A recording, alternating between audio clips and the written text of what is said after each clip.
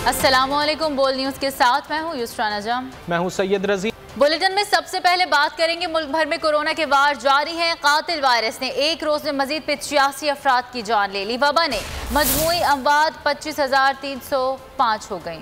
24 घंटे के दौरान मजीद 4,553 केसेस रिपोर्ट हुए।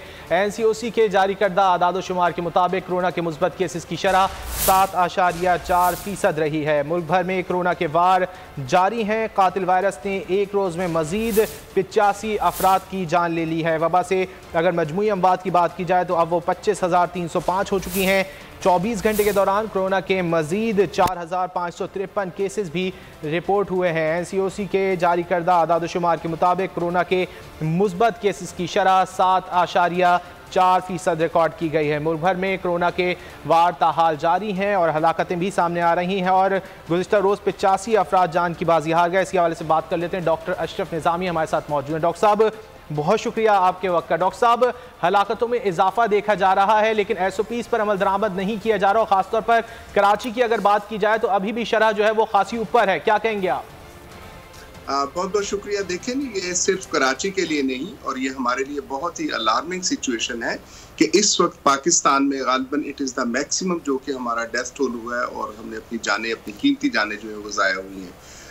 इस वक्त जो कराची के अंदर सूरत हाल है, लाहौर के अंदर इससे भी बदतर है, पिंडी के अंदर, इस्लामाबाद के अंदर देखें वहाँ भी ज़्यादा हालात ख़राब हैं। 16% जो हमारी पॉजिटिविटी वो चली गई है, 12% है कराची के अंदर। पिछले दिनों के अंदर 20 थी जो कि इस वक्त अल्हम्दुलिल्लाह कोई 10% के बराबर है। मतलब अल्हम्दुलिल्लाह इन अ सेंस कि पहले जो ज़्यादा थी वो अभी वो कम नीचे की तरफ देखने में आया और उसका वाद ही था जो कराची को और सिंध हुकूमत को हम लोग एज मेडिकल एसोसिएशन अप्रिशिएट करते थे कि इन्होंने हमारे मुतालबे के ऊपर जो किया कि दैट वाज द लॉकडाउन। और इस वक्त जो CNCOC हमारा भी कहता है उसके मुताबिक यही है कि अगर 5% से भी ज्यादा पॉजिटिविटी रेट हो तो आपको स्कूल्स और इस किस्म की एक्टिविटीज में उनके ऊपर पाबंदी लगा दे। बड़ी हैरानी की बात है कि NCOC के मुताबिक कराची के अंदर, लाहौर के अंदर, बाकी इदारों के अंदर 31 अगस्त से दोबारा से स्कूल खोले जा रहे हैं, जबकि हमारी सिचुएशन जो है कोविड के हवाले से कतई तौर पे भी ये काबिल कबूल नहीं है। And it is very alarming situation कि डेथ टोल हमारा जो इतना ज़्यादा गया। लेकिन डॉक्टर साहब, जवाब ये पेश किया जा रहा है कि दीगर सरगर्मियां भी तो जारी हैं, तो स्कूल क्यों ना खोल दिए जाएं? हम देखें, इससे पहली लहर के अंदर भी डे 1 के अंदर जो लास्ट ईयर मतलब 2020 के अंदर मार्च के अंदर हमारे यहाँ जो केसेस आए थे तो हुकूमत की तरफ से यही बयानिया था और अनफॉर्चुनेटली प्राइम मिनिस्टर साहब का भी यही कहना था कि हमने लॉकडाउन नहीं करना और चूंकि सारी दुनिया मईशत हमारी चलेगी, जबकि मैं समझता हूँ कि इसका कतई तौर पर जिंदगी के साथ और उस वबा के साथ कि जब हो तो ये अप्रोच जो है ठीक नहीं है। पहली वेव के अंदर चूंकि हमने बेहतर लॉकडाउन किया, लोगों ने बिहेव किया, हमारी एजेंसीज ने बिहेव किया और हमने अल्हम्दुलिल्लाह अल्लाह की मतलब करम नवाजी के साथ उसके साथ हम अच्छे रहे और यही वजह है, one of the major reasons और भी है अल्लाह की करम नवाजी के बाद अगर है तो यही था कि हमने लॉकडाउन जो बेहतर और मौसर के इस मुल्क के अंदर और हम खित्ते में बाकी ममालिक से बहुत हद तक बेहतर है। लेकिन अभी आप जैसे देखा कि SOPs के ऊपर, और आपने बिल्कुल दुरुस्त कहा कि SOPs के ऊपर कतई तौर पे कोई अमल नहीं हो रहा, ना तो हुकूमत की तरफ से, ना अपोजिशन की तरफ से, ना मुआशरे की तरफ से। और अभी ये उसी का ही मैं समझता हूँ शाखसान है कि आज हम पॉजिटिविटी और ईद के ऊपर आपने देखा कि ईद के साथ जो था पहले कराची के अंदर 24% हो गया, लाहौर के अंदर 18-20% को जाके छू लिया और आज भी कराची 10+ के ऊपर है, लाहौर 12+ के है, गालिबन पिंडी पेशावर के अंदर 16+ के ऊपर हम जा रहे हैं। तो ये सूरत हाल बहुत नाजुक और खुदा ना करे और आपको मालूम है कि हम जिस इस वक्त वायरस से गुजर रहे हैं जो म्यूटेशन के बाद आई है, this is the delta virus और दुनिया के अंदर इसने बड़ी अलार्मिंग सिचुएशन क्रिएट की है। एंड ये delta virus is the virus जो कि बाकी वायरसेस की जगह के ऊपर 200% जो ये तेजी के साथ फैलता है।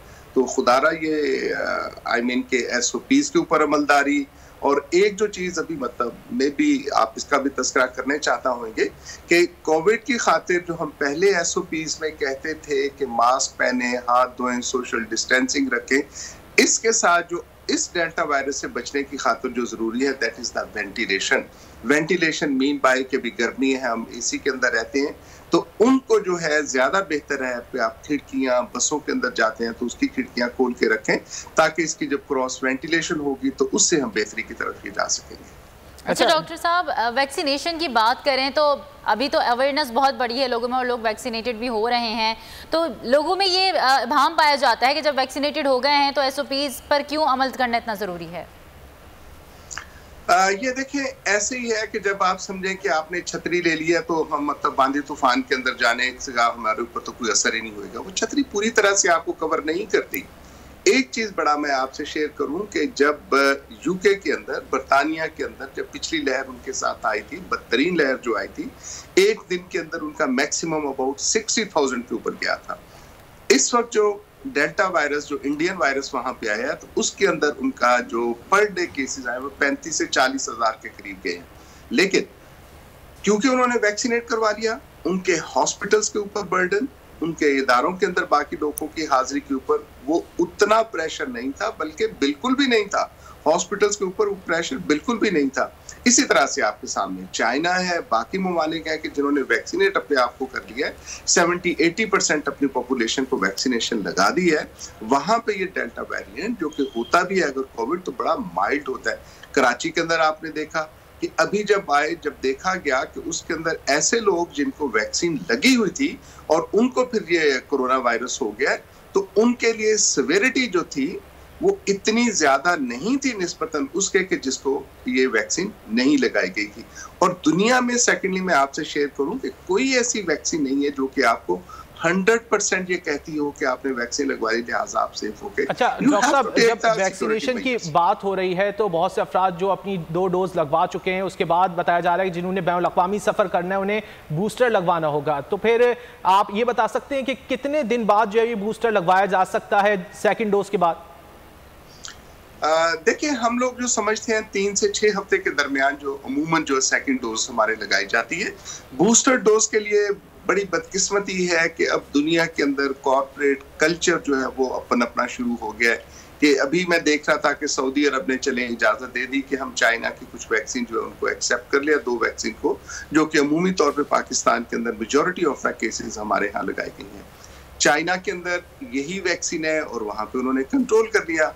अमेरिका बहादुर, बरतानिया और ये सो कॉल्ड जो हमारा दूसरा एक अलायंस है, वो एक ग्रुप जो है उसने कह दिया कि जी हमने तो ये 3-4 वैक्सीन हैं जिनके साथ तस्लीम करना, बाकी सर्टिफिकेट्स को हमने तस्लीम नहीं करना। तो as far as booster is concern तो 3-4 हफ्ते के बाद बूस्टर डोज लगवाई जा सकती है। और ये बूस्टर नहीं है, ये अमूमन वो वैक्सीन है जिसका सर्टिफिकेट वो लोग पसंद करते हैं या जिसको एक्सेप्ट करते हैं। तो इस हवाले से ये बदकिस्मती है और WHO ने भी इसके बारे में स्टेटमेंट दी है कि ये जो इससे पोलराइजेशन है, एक कोल्ड वॉर का एक नया जो तरीका है कि इसको खत्म होना चाहिए and we have to accept the vaccines जो कि WHO ने एक्सेप्ट की है। तो हर मुल्क को अपनी जो इसके अंदर साइंस नहीं करनी चाहिए for the sake of facilitation, for the better understanding कि जो मर्ज है, जो वबा है, ये सरहदें नहीं देखती, बल्कि इंसानियत के नाते से हमें चाहिए कि पूरी दुनिया एक पेज के ऊपर आए और ये जो वबा हमारे साथ फैली उसके साथ ये बेहतर तरीके से लोगों के लिए आसानियां पैदा कर सके। ठीक है, कोरोना की मौजूदा सूरत हाल पर डॉक्टर अशरफ निज़ामी बोल न्यूज़ से गुफ्तगू कर रहे थे। और अब बात करेंगे अफगानिस्तान की। अमेरिका, बरतानिया, ऑस्ट्रेलिया की शहरियों को काबुल एयरपोर्ट छोड़ने की हिदायत कर दी गई है। अमेरिकी सिफारत खाने ने शहरियों के लिए सिक्योरिटी अलर्ट जारी कर दिया। एडवाइजरी में कहा गया है कि काबुल एयरपोर्ट पर मौजूद अमरीकी फौरी एयरपोर्ट से निकल जाएं, वहां हमले का खदशा है। कॉमनवेल्थ ऑफिस बरतानिया ने अपने शहरियों के लिए पैगाम भेजा है, काबुल एयरपोर्ट पर हुजूम की वजह से बरतानवी शहरी एयरपोर्ट से दूर रहें। किसी और जराए से अफगानिस्तान से इनखला कर सकते हैं तो फौरी करें। अमरीकी वज़ीर ख़ारजा एंटनी ब्लिंकन का कहना है कि अफगानिस्तान में अब भी 1500 अमरीकी मौजूद हैं। तालिबान 31 अगस्त के बाद भी इनखला पर रजामंद हैं। उनका कहना था कि इनखला के बाद भी इंसदाद दहशतगर्दी की कोशिशें जारी रहेंगी। अफगान ख़वातीन के हुकूक़ के लिए सफारती, सियासी और माशी ज़राए इस्तेमाल करेंगे। तालिबान ने इंसानी हुकूक़ का एहतराम ना किया तो उन्हें अफगान ताल्लुकात का दारोमदार अगली अफगान हुकूमत के अमल पर मुनहसर होगा। अफगानिस्तान की बदलती सूरत हाल, पाकिस्तान और रूस का इलाकाई अमन व सलामती के लिए शंघाई ताउन तंजीम में मिलकर काम करने का अज़्म। वज़ीर-ए-आज़म इमरान खान को रूसी सदर व्लादिमीर पुतिन ने फ़ोन किया। दोनों रहनुमाओं में अफगानिस्तान में बदलती सूरत हाल और दो तरफ़ा ताल्लुकात पर तबादला ख्याल हुआ। वज़ीर-ए-आज़म इमरान खान ने अफगान अवाम के हुकूक के तहफ़्फ़ुज़ यकीनी बनाने पर जोर दिया। कहा, पुरअमन और मुस्तहकम अफगानिस्तान पाकिस्तान खित्ते के इस्तेहकाम के लिए अहम है। वज़ीर-ए-आज़म इमरान खान ने रूसी सदर को दौरे पाकिस्तान की भी दावत दे दी।